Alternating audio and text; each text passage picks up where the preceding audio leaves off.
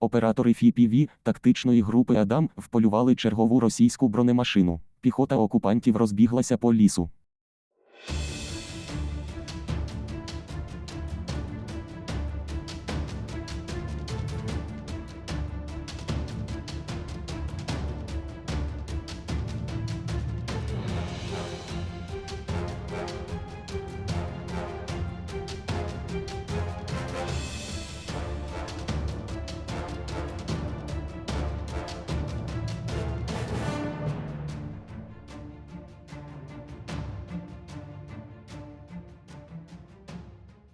Після вдалих прильотів по машині її було виведено з ладу повністю. Тому росіяни пригнали транспорт для евакуації своєї битої бойової одиниці. Ох, і даремно вони це зробили.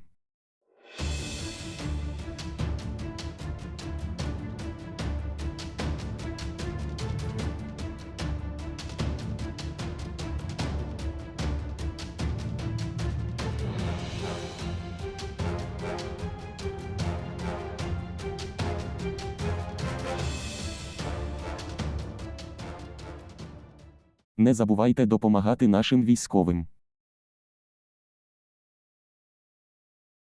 Два наших дрони групи М2 помітили ворожу машину піхоти. Було нанесено влучне ураження. Другий дрон полетів перевірити обстановку. Побачили ще одну ворожу бронемашину. Саме по ній і відпрацював наш другий птах.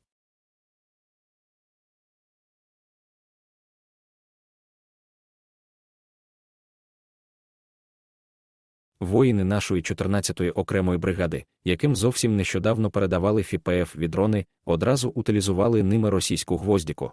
САУ після влучання спалахнула. Потім, боєкомплекту всередині стало затісно і він випорхнув наружу, не особо й хвилюючись за збереження цілісності корпусу САУ.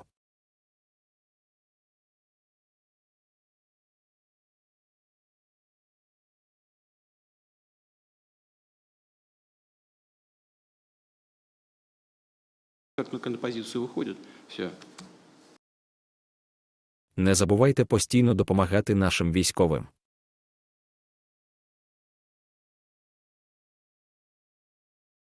Аеророзвідка ЗСУ виявила ворожий зенітно-ракетний комплекс Бук-М3. Він стояв собі серед поля і не помічав українського розвідувального дрону. Координати були передані його величності Хаймарсу, і той не змусив себе довго чекати. Снаряд, який цей зенітний комплекс і мав збити, потрапив прямо в нього. Таким чином, Бук-М3 збив собою ракету Хаймарс. Он как только на позицию выходит, все. Бук-М3 дав свій перший і останній святковий салют на честь Збройних сил України з приводу точного влучання в нього. В коментарях росіяни пишуть, що це все фейк. Вони кажуть, що це кадри з комп'ютерної гри. Потерь в вооружених силах Росії нет. Найкращий, за версією старого діда, танк у світі героїчно летів в атаку, але злякався маленького українського дрона та ганебно втік.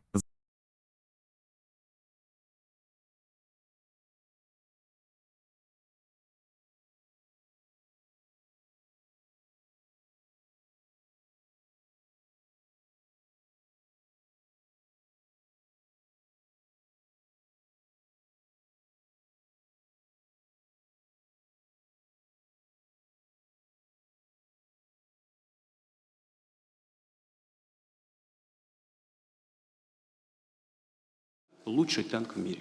Он как только на позицию выходит, все.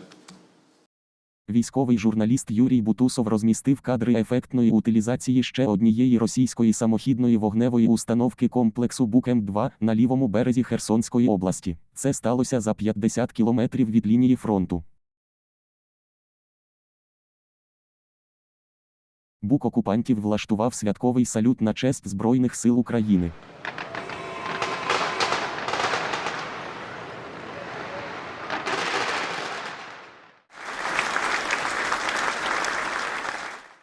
Он как только на позицию выходит, все.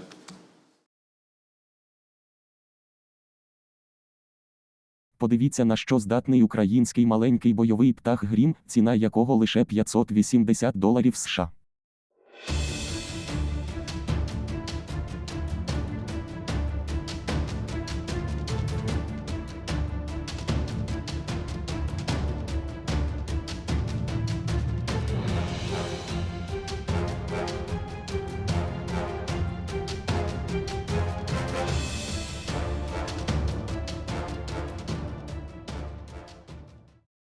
в мережі показали кадри утилізації російського зенітно-ракетного комплексу ТОР. Він не побачив загрозу з неба.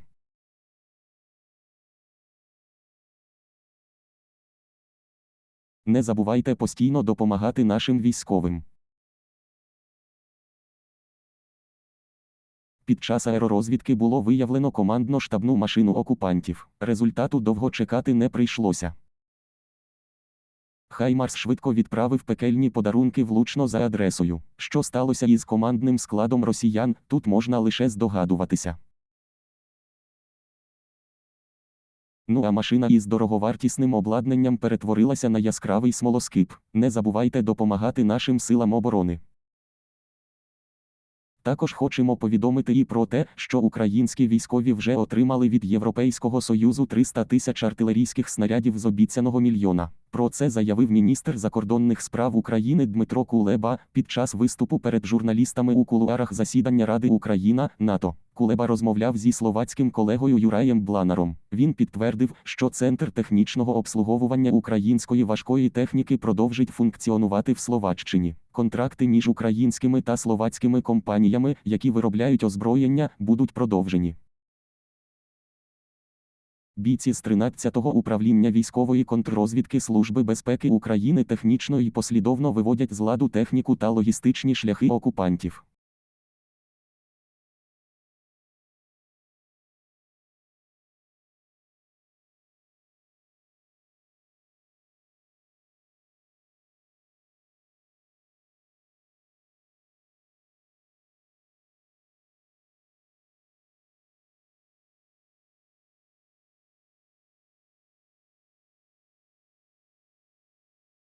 Не забувайте постійно допомагати силам оборони України.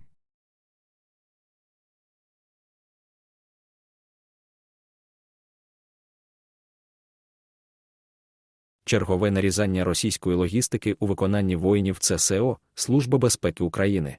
У попіл перетворюються КАМАЗи та Урали окупантів.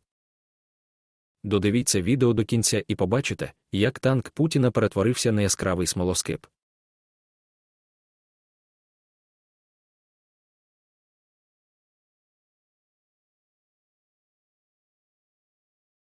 Російський танк зайнявся полум'ям та феєрично перетворився на молекули після влучань дронів камікадзе. Панцерник буквально розірвало на шматки. Професійна та злагоджена робота кількох екіпажів наших 53-ї та 59-ї бригад поблизу населеного пункту Водяне, Покровського району Донецької області.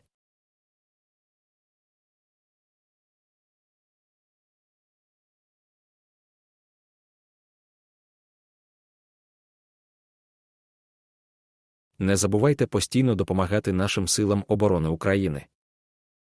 Наша бойова група «Крила до пекла» 103-ї окремої бригади тероборони позбавили росіян одразу 2 реактивних систем залпового вогню «Град».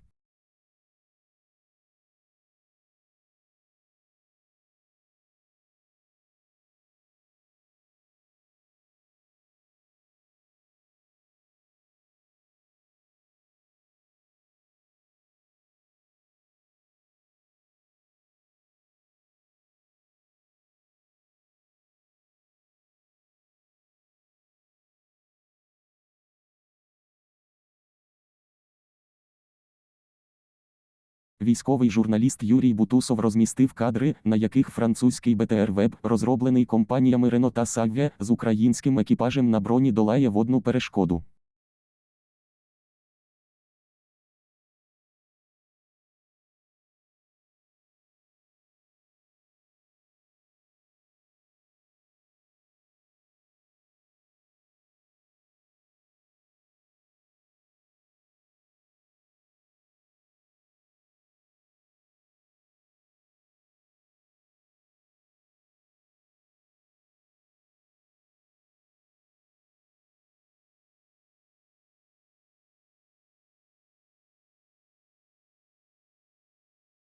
Не забувайте постійно допомагати нашим військовим.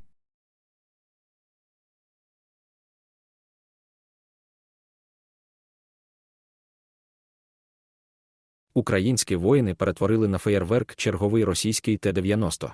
Це сталося в районі села Вербове, Запорізької області. Додивіться до кінця.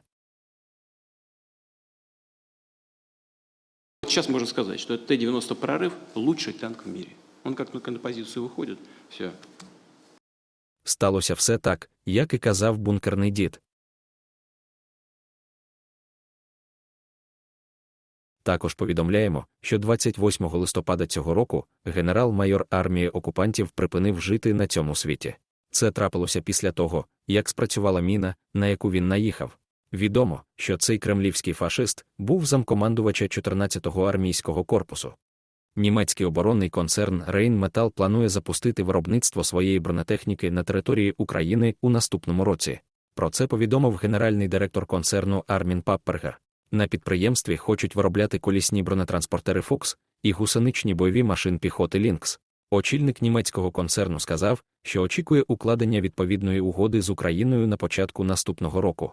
Після підписання контракту, за планом, перші Фукси вийдуть з конвеєра протягом 7 місяців, а перший Lynx – протягом 12 місяців. Виробництво бронетранспортерів Fuchs в Україні стане можливим з кінця літа наступного року, а виробництво БМП Lynx може початися влітку 2025 року.